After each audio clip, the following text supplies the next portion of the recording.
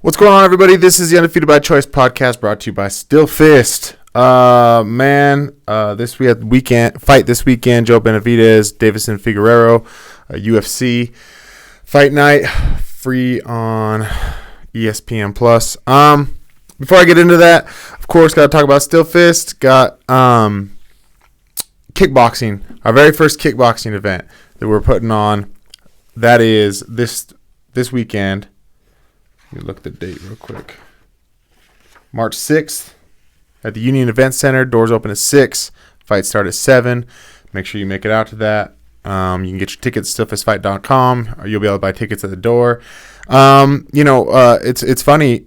It's sometimes it's hard to get participants in local events for MMA just because you only have so many in a state, so many fighters, and then pulling people from out of state is also can be a headache sometimes. When you put up for a kickboxing event, like the whole state came out. Like Kevin Patton put on his Facebook that we were looking for participants for the kickboxing, and it was like, pick of the litter, man. Everybody wanted in on that. So this is going to be a great event. They put together some really good fights for that. So get your tickets now. March 6th, Union Event Center. Doors open at 6. Fights start at 7. Our next MMA event is April 4th. Same place, same time. We make it easy for you.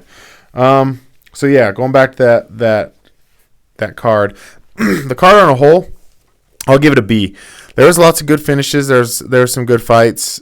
And but it wasn't an A. Some of the fights I think were gifts.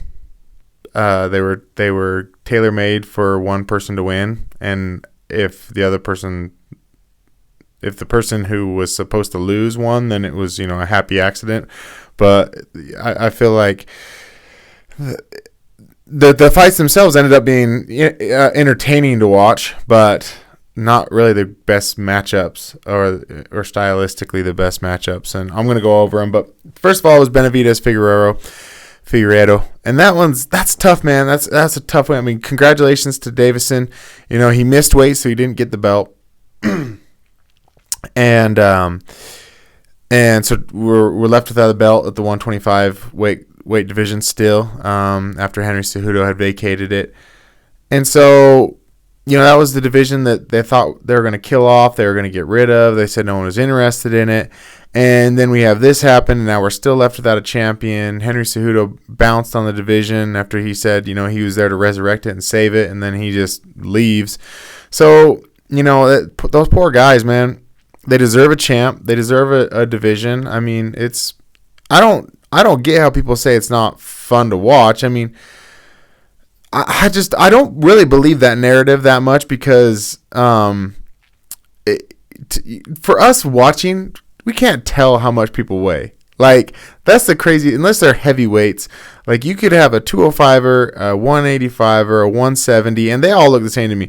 You put Tyron Woodley in there, he could be a 205er for all I know. Like, us watch on TV, we don't know how much they weigh. So when you tell us that we're not interested in somebody in fighters because of their weight, that's crazy to me. You get these girls that are 115, and I think that they're 130, 140. Like, I don't know what people weigh. And so then you go to like finishes, and DJ had some of the craziest finishes in UFC history. The flying armbar where he goes to suplex the dude, the back suplex, and then catches his arm midair and then submits him. Like, you tell me that's not interesting? That's not fun to watch? You got Peter Yan knocking people out left and right.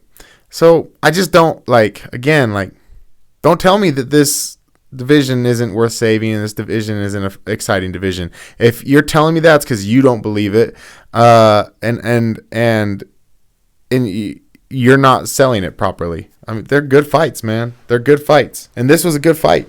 Davison and Joe was a fun fight for as long as it lasted. But the problem was they were building it around Joe. Joe had all the media, had all the attention, had numerous prep videos, showing him getting ready and different interviews, getting ready and for this fight and how much he deserved it. And, everybody was coming out of the woodworks wishing him the best of luck. And that's hard because, when everybody's coming out, that he's a lovable guy. Like the organization loves him. They want to see him succeed. They want to see him be champion. They know he deserves it. They work so hard for it. And it's, he's been in this game for so long. But it was like they just completely ignored this killer, this monster, Davison Figueiredo, who was just as much as a contender as Joe was. So I just thought it was unfair that Joe is getting all this attention, and I get it that he's such a lovable guy. He speaks English. But this whole thing where like the UFC is basically abandoning their fighters who don't speak English. I mean, again, I would talk about the Yoel Romero not having a translator at the press conference. I mean, dude, you're slipping. You have all-stars that don't speak English. You have studs that don't speak English. Find a way. Find a way to get their name out there. And it was just, it was tailor-made for Joe to win. It was supposed to be his fairy tale ending, and like he said himself, dude, this is a nightmare. And I wasn't a fan of his game plan. I mean, Davison is a counter puncher. He keeps his hands low, he waits for you to fire, and he finds his shot. And Joe was just leaping forward, and this is always how he fights. I mean, Joe always fights like this, and it was like tailor-made for Davison. Davison was just stepping back, stepping to the side, taking angles to get out, and firing off uppercuts, firing off, straight right, straight left. I mean, he was getting the better of Joe. I mean, Joe was way more active, but I did not think Joe was. I didn't like his game plan, and it sucks because that's how he fights. That's how he's always fought, and it's done so good for him. It's been his bread and butter, and got him this far this many times, but. At the end of the day, when you're at champ status, like that style obviously is not working. And then there was a head clash, and everyone's talking about this head clash. They're talking like this was the reason the fight was ended, and maybe it was, but they're talking about maybe the ref should have stopped it. But I don't understand how headbutts are illegal. I mean, I guess you're trying to protect as much damage to the head as possible. I don't know, like.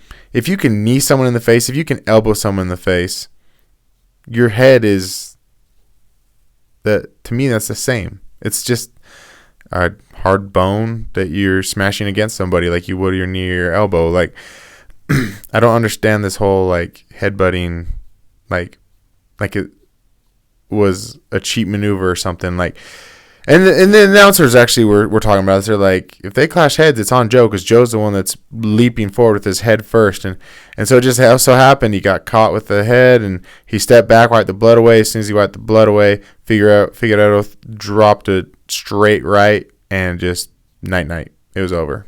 Game over after that. So congratulations to him, man. He made the best of the situation. There was no time for the ref to stop it. There was nothing. It just happened so fast.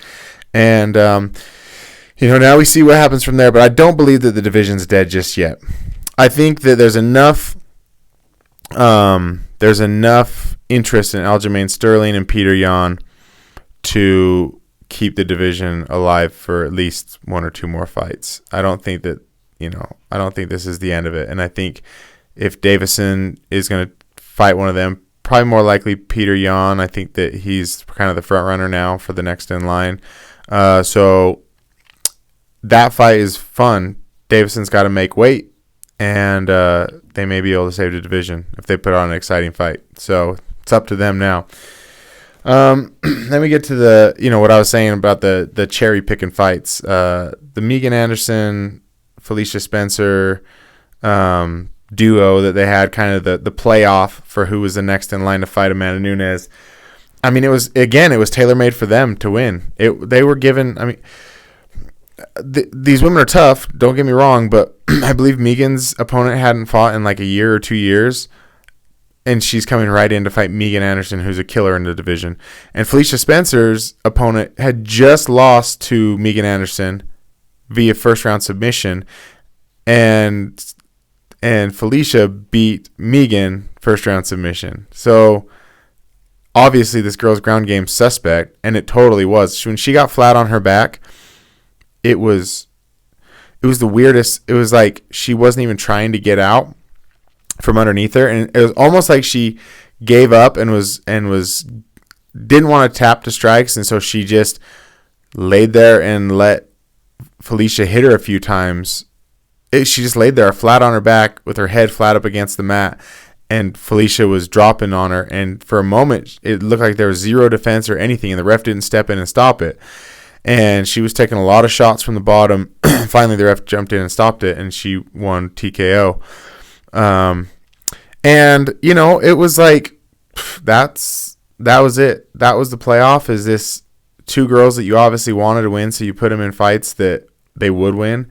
Felicia, or Megan's opponent, did not have great striking and never had good striking. I watched her amateur videos. Her striking is never good. Her jiu-jitsu's good. I think she's a purple belt in jiu-jitsu. So if she gets a hold of you and gets you to the ground. But Megan's giant. Megan's huge. And you know she's been working her ground game. You know she's been working her takedown defense ever since the Felicia fight. So she had, you know, kind of had the one up on this girl, and especially in the striking. There was not even close to comparison. She was leaps and bounds above striking with this girl. The girl tried to get her in the clinch, get her up against the fence, tried to take her down. Didn't work. Megan's much stronger, much bigger. Shook her off. They stepped to the center of the ring. Megan fires a right down the middle. Boom, puts her to sleep. And then Felicia goes in, walks straight through her punches, walks right in, grabs the clinch, takes her down, and ground and pound. It was not neither. I mean, it was impressive to watch how dominant they were, but it was like these girls were not on their level at all. And the matchmaking was tailor-made to set up the next fight for Amanda Nunes. And Amanda's like, I'll take either of them. Now, in that, I don't really believe either one of those girls can beat Amanda, but I believe Felicia has the better chance of fighting Amanda because Megan wants to stand and bang. And ain't no one in that division wanting to stand and bang with Amanda Nunes. Amanda Nunes is going to put everyone to sleep. So that doesn't play into Megan's favor at all. That does not. Her striking versus Amanda striking, I'll take Amanda all day. So she's not really the best contender. I believe Amanda's a black belt in Brazilian Jiu-Jitsu, so Felicia's not the best either. But if Felicia can get it to the ground, she does she does pose a bigger threat than Megan does. So, you know, for somebody giving Amanda a better fight, I think it's going to be Felicia. For someone giving Amanda another knockout highlight reel knockout, it's going to be Megan. And that's just because of how good she is in the division. That just is how amazing she is, because I really like Megan a lot, and and Felicia, I like them both a lot, and I think they're still pretty young, and so give them more fights, but get girls in there who are going to be contenders. Give girls in there who are going to push them and test them and give them harder fights. And that's when we're going to see them get a lot better and do and really grow. So, you know, give them time. They're young. There's plenty of girls out there that they can find to fight in that division. Like, there's plenty of good girls out there. This philosophy that there's like no girls in the 135-pound weight division or whatever division it is, it's crazy to me. There has to be girls out there that are good enough that are going to pose bigger threats and help them grow as fighters. So we just need to go out there and find them.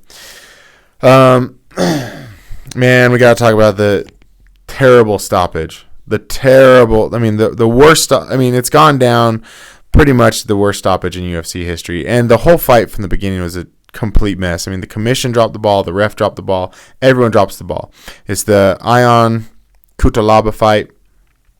Dude, you know, he's known to, when they're calling names, the refs, I even think the announcer said something about it before he even did it, but, you know, when he's announcing his name, he walks all the way across the cage to go get in the face of the guy that he's fighting.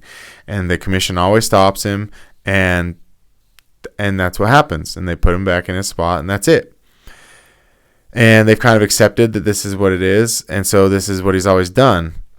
And then this fight, they're announcing his name, and he walks across the cage, and no ref stops him, and he's continuing to walk across the cage, and the commission's just standing there looking at him, and he keeps walking, and then he goes and gets chest to chest with his opponent, and his opponent wraps his arms around him to like throw him, and then finally the commission steps in.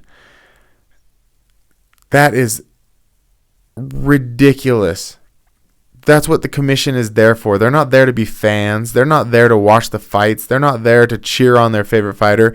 They are there to protect the fighters, and the ref the same. They are there for the protection of the fighters. The minute the fighters step into that cage, they are 100% under the ref's protection. They are 100. That is what the ref's job is to do, is to protect them. And when you have that happening, and you know it's going to happen, you've seen it happen a million times. It is ridiculous. That commission, and I've heard a lot of people talk about that commission, how it's just awful, it's terrible, it's always been ridiculous, and they need to change it because someone's going to get hurt. That was ridiculous that was allowed to happen. That was so terrible. So then the fight starts, and Ion is doing the rope-a-dope. He's taking hits and he's faking like he's hurt. He's wobbling his head. He's acting like he's, dazed, and he's getting his opponent to step forward, and then he's throwing bombs. And he's looking where he's throwing them. He's not just throwing them in desperation. He's looking where he's trying to throw the bomb, and he misses, and then he replants his feet, takes another shot, or allows his opponent to fire something off. He fakes like he's dazed again, fires off another shot, fakes like he's dazed again, fires off another shot. It was so clear. There was not a single person other than the referee who was fooled by what he was doing. The guy who was fighting wasn't fooled by it. None of the fans were fooled by it. Nobody watching was fooled by it. His feet were steady underneath. If you're getting clipped, you're wobbly legs. You're tripping over your own feet. You're rolling your ankles. It's obvious. You're sitting your butt up against the fence to keep your legs underneath you. None of that was happening. He actually backed up to the fence and came right off of it and didn't sit into it and throw wild punches. He was looking where he was throwing his punches. For the ref to step in and stop the fight, for what purpose? What were you serving? Him taking damage? Him getting knocked out? He wasn't taking damage. We could all see that none of the hits were super clean. He got hit a couple times, but it wasn't a super clean shot that was landing on him. It was so obvious and ridiculous that the ref stepped in. And, I said this on my Twitter. I said, this dude has no business in the pros. This McDonald, I believe was his name, this ref, he had no business. He has no business being in the pros. He has no business being around professional athletes. He just stole money out of Ion Kutalabe's pocket. He stole it out. He stole the fight from him. He took it from him based on nothing, based on him with a game plan. Imagine Muhammad Ali doing the rope-a-dope against George Foreman and the ref calling it. Imagine Anderson Silva, the millions of times that he has pretended like he was dazed and wobbly-legged and wobbled his head and pretended like he fell, or pretending like he's getting clipped. Imagine if every time he did that, the ref called the fight. Because he does that. He's done that in every fight. Every fight that he's getting kind of hit, he pretends he acts that way. And it actually got caught against Weidman doing that very thing. So, this isn't the greatest game plan in the world. Not every fighter should be out there doing it, but this was a game plan. This was a choice that he made, and he set out to draw in his opponent, acting like he's hurt, and fire off bombs. It was ridiculous. It was so pathetic that the ref stepped in. He has no business on the professional level. He needs to go back to high school wrestling matches. Like he needs to go back to somewhere where he's not putting people's lives and paychecks on the line, because he doesn't know what he's doing, and I will stand by that. he robbed somebody. He robbed someone of their money and their chance to win and put on a good performance. So he doesn't need to be there. And then last, I'm going to talk about, man, I want to be so high on the violent Bob Ross, Luis Pena. I want to like him. I think he's he could be real good at submissions, and he has a lot of impressive submissions on his notches on his belt. But he is the most underwhelming, disappointing fighter on the roster, I feel. He has no killer instinct in him at all. Like, he's not violent, Bob Ross. He's not violent by any means. It's disappointing, man. Like, I want to like him because I think he has such a good skill set, but he does not go for the kill. He could have finished that fight 1,000 times. He could have finished that fight 1,000 times. I don't care who you are. There were so many times that he had his arm around his neck and he just let it go. He never squoze for it. He never tried to dig deeper in. I take it back. He did try to squeeze maybe 2 times, maybe 3 times. And I get gassing your arms. I get all that. But he was so deep in the clinch, and he showed every round that he could take the back and that he could lock in, a body triangle. He showed that he could lock the hooks in. He showed that he had complete control on the ground and that he could get it to the ground anytime he wanted to. So this whole maybe he was trying to save his arms. No, man. No. He doesn't have a killer instinct. This is the second fight, maybe third fight of his I've watched, and I've noticed this. Like, he doesn't have it. He doesn't have it, man. It sucks because he's so talented. I want to see him do well because he could be an absolute killer, but he does not. Dude, he doesn't have what it takes, and to pull the trigger and to just go for it sucks. I like him. It sucks. Like, I'm really disappointed. Like, I really like him. I think he's so skilled, but man, it's nothing. He doesn't do it. He doesn't go for it. So I was super disappointed in that fight, man. I was. It sucks. It sucks when someone's so talented. It sucks. Like, I've seen it. I've been in coaching. I've been involved with coaching my whole life with football and other sports. And you have these players, you have these people who are absolutely just leaps and bounds talented above other kids, above other people, and they don't have it. They don't have the killer instinct, and it's unfortunate because we're missing out, and he's missing out on a lot. So, but he got the win by decision because he just had control of him the entire time. So I guess congratulations to him. I don't know, man. I don't know. Be curious to see other people's thoughts on him. This weekend is the fight that we've all been waiting for. I mean, this is a fight that I don't see how you can't get excited for. This card, I mean, just the top two, Joanna Jędrzejczyk versus Zhang Weili, and Yoel Romero versus Israel Adesanya. Man, I'm just gonna talk about Izzy and Yoel right now. We all know the strengths, right? We all know that Yoel has got the wrestling. Even though, man, he don't use it that much. He just likes to bang. He likes to stand, and he likes to be explosive. He likes to put people to sleep. He does occasionally use it. And I'll be interested to see if he tries to use it this fight. But, obviously his wrestling is his number one tool. Whether he decides to use it or not, that's on him. But it's obvious that his wrestling is that good. Obviously Izzy's striking is on a next level. It's nobody has been able to figure out his puzzle. Nobody. I mean, he's made everybody look bad. So, I mean, yeah, there's no question. I think Yoel and his striking, we all know what it is. It's the power.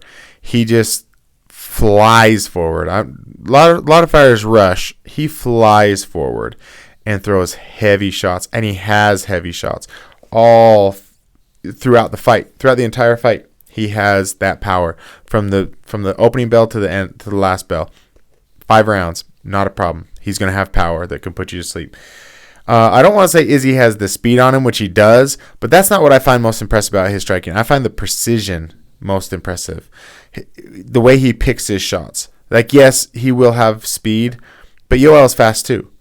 I think punch for punch, they're maybe equal when it comes to the speed of their punches. But Izzy's precision is, I mean, it's like he sees out of a different set of eyes than most people. He sees these spots that he's going to land his punches. So his punches are so much more effective because he's hitting you in the places that's going to put you to sleep. He's hitting you in the places that are going to wobble you. He's not wasting punches. He's not just winging punches out there hoping that he's got so much behind it that it puts you to sleep. He's calculated, and he can do that for 5 rounds. And so you have power throughout the entire 5 rounds, and you have precision throughout the entire 5 rounds. Very exciting. Very exciting. Yoel I believe has a slight advantage in the fight experience, just because of all the years of wrestling, the competition, the level of competition, the Cuban Olympics, the Cuban Olympic team. Like, he's got the fight experience in. He's older, a lot older. He says he wants to beat Bernard Hopkins and fight till he's 52. He's 41 right now. He wants to beat Bernard Hopkins, so he thinks he's got another 10 years in this, or 11 years. He thinks he's still got a lot of time left in this, so he's not looking to go anywhere. And so he has the fight experience, but the fight IQ, goes to Izzy. I mean, just the way he can download what you're doing. And the game plan going into the fight's always really good. And then if he has to make adjustments within the fight, he's really good at doing that. So I think he's got the fight IQ, where Romero has the experience. Cardio is not going to be an issue for either of these guys. Neither of them are going to buckle under the pressure. This isn't going to be a mental warfare for either of them. They both know how to shine under the big lights. Izzy, just because he's just got such a powerful mind, and Yoel, just because nothing bothers him, man. People talk trash to him, and he's just like, I love you. Like, he just, he's just relaxed. He's just so comfortable with combat. He's so comfortable with war that nothing really gets to him. So, that's I think that won't be a problem for either of them. Let's see. Just so you know, when I keep looking down, I'm reading from my notes. Like a professional, I take notes now. I got to come in here prepared for all this. So here's one thing that I think is a key. Not really a key, but I think it's something that maybe we've fallen trapped to many times as fans of the sport. We think because we haven't seen Izzy's ground game, because he's such a known striker, we think that he has no ground game. So we think if Yoel takes him down, fight's over. And I'm not going to try to convince anybody otherwise on that, but I just want to point out the type of person Izzy is, the skill that he has, the emotional and just the intelligence and maturity that he has. I really highly doubt that he does not work his ground game or have a ground game. He's fought wrestlers, most notably Kevin Gastelum, who didn't really shoot on him. When he did, he never got anything going.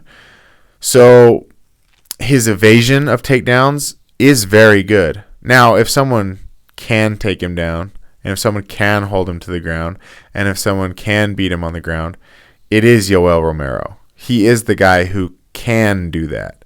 If anybody's going to, it's going to be him. But I don't know if he's going to. We already mentioned he doesn't really go to the ground very much. And then,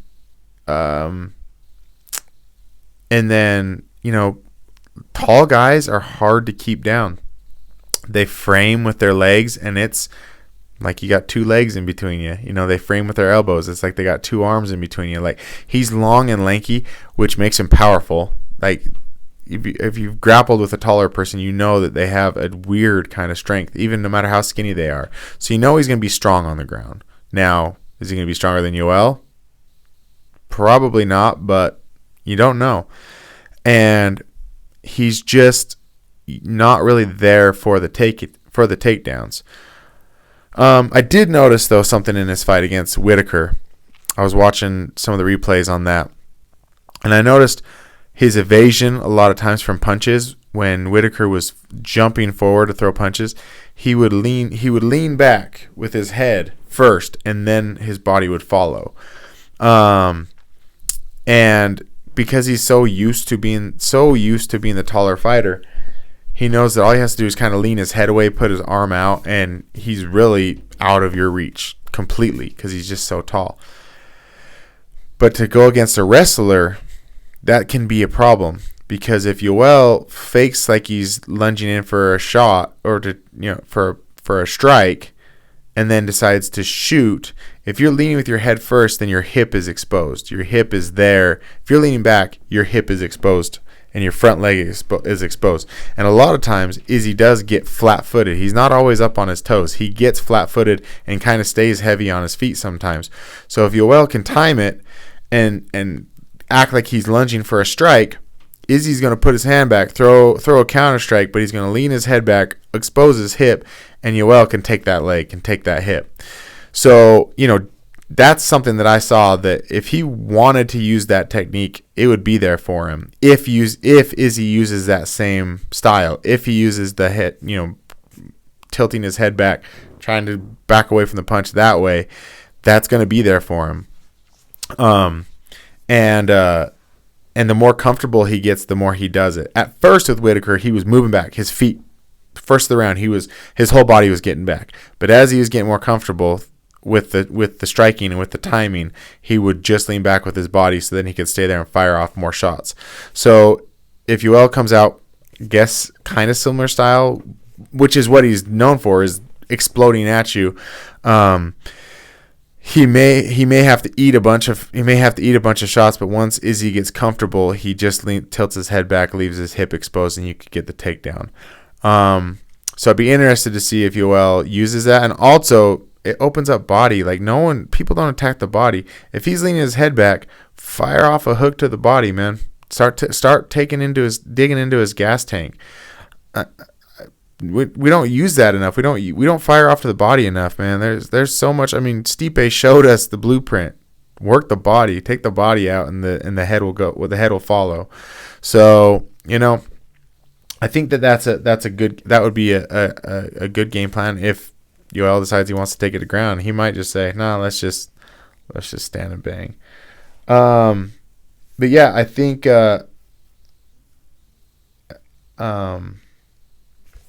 that's probably his best option. I mean, he could land a big punch, but other than that, he's not really going to win in the striking exchange unless he's just landing hard punches that are really taking it out of Izzy. He's not going to just tit for tat. I don't think that will get it done. But, I mean, it's Yoel Romero, man. That's what he does. He puts people to sleep. He puts people in orbit, and he doesn't really get put out. He doesn't really get put to sleep. But I think Izzy's going to try to prove a point to put him to sleep. I think, I don't know. I mean, he couldn't get put out by Whitaker. He couldn't get put out by Costa. And, those are some of the hardest hitting dudes in the league. But Izzy put Whitaker out. So, I mean, you got to put him on the list as someone who can strike and someone who can put you to sleep. You have to. So, man, I'm excited. Again, I think that the organization is just leaning towards one guy. I've already talked about the favoritism I think he gets, but he also does kind of deserve it. He really is trying to put himself out there as the new face of the company. He's really trying to take over. He's trying to. So I can't fault him for that. I can't fault them for that. He is exciting. He is, he's fun to watch. Personally, I don't really care for it, but that's me personally. That's just, I don't like I feel like I've already talked about it. So I feel like he pretends to be upset. He pretends to be mad at a lot of things, and then he kind of shows who he really is, which is just like a fun-loving guy, kind of. So, personally, I don't really care for his antics, but they do sell tickets, and they do, he can back up. He can back it up 100%. He can back up everything he says. So, more power to him. And I'm not really gonna hate on him. I'm not gonna hate on that. He's proven to be the man at the top of the hill. So we'll see if Romero can can take him off the hill. I think he can. I think he's more than capable. Like I would give this, I don't know, like I would give it, 55-45 for Izzy. Like it's close. It's almost 50-50. Yoel has all the tools in the world to be able to beat him, but is he going to go to the right tools? Is he going to use the right tools? And Izzy, we haven't seen all of his tools. We don't know what he's got. We don't know what he can do on the ground. I will say, they showed on what is it? It's not 24/7. That's what boxing does. And it's not undisputed. It's whatever that countdown, UFC countdown. They were showing that Izzy brought in these top level wrestlers, or this top level wrestler, and I'm like, man, if you're trying to learn wrestling right now, if you're trying to bring in top level wrestlers right now, that's awful. You're not going to learn enough. You will. It's not a chance in hell you're going to learn enough to be able to defeat or to beat Yoel Romero on the ground. And it's funny, I've caught a huge flaw in this guy who was teaching. I'm not going to expose it, but because I have my thought process on a lot of things. I don't know. I don't know why I'm being weird and not wanting to say it, but I spotted something in the coach that was telling him something that was like a huge mistake. It was like classic, like you're a wrestler, you're not a fighter. What you just showed them is not going to work. What you just worked on is going to get you in big trouble in MMA. So I want to see if you guys will catch it. So watch it. It's the countdown. There was one part where he's going through his instruction, and I was like, that don't work in MMA. That's a big mistake if you do that shit. So see if you can catch it, and maybe comment on down below, see if you spot it. We'll have a little I Spy in the video. But yeah, so where I was getting at with that is like, I hope he's not focusing on wrestling. I mean, you gotta focus on wrestling. I said that wrong, and then I contradicted myself immediately. You can focus on your wrestling, but you really need to be focusing more on your takedown defense and your jiu-jitsu, because really good jiu-jitsu can nullify good wrestling. And I'm assuming since he's been in MMA for as long as he has, he's been doing groundwork. We just haven't seen it. And I hope that what he's doing is jiu-jitsu. But we'll see, man. We'll see. We'll see if it even goes to the ground. That may just be a pointless conversation because you never know. This fight could go anywhere, could be anything. So I'm excited. I'm excited to get it. I'm excited to watch it. This is a good one. I'm gonna do the Zhang Wei Li, Joanna Jędrzejczyk breakdown here soon. So I'll get that out for you before the fights. But you know where to find us on YouTube, Undefeated by Choice. Wherever you're watching this right now, because it's only on YouTube, these individual breakdowns or these individual podcasts. You can find us on Still Fist Fight on Instagram, Still Fist Fight Night on Facebook. And always looking for sponsors for the show. Would love to get that money. I would love to get paid to do this full time. I'm trying to be more professional now. I got the little notebook, so I actually have topics and things to talk about. But let me know what you guys think of the video. Get at me. I love interaction with anybody who's listening. I love it. I love when people have difference of opinions. I like hearing other people's thoughts. So let me know what you think. Get back to me. Let me hear it. Again, you can find us Undefeated by Choice podcast. Still Fist Fight on Instagram. Still Fist Fight Night on Facebook. Come out to the fights this weekend. It's a Friday, so you can come to the kickboxing event at the Union Event Center. Doors open at 6. Fights start at 7. you can come to the kickboxing, get yourself excited for the fights. Show up the next night, watch the UFC fights, and then April 4th, next Still Fist fight card. So, everybody, until next time, be good to yourself, be good to each other. I love you.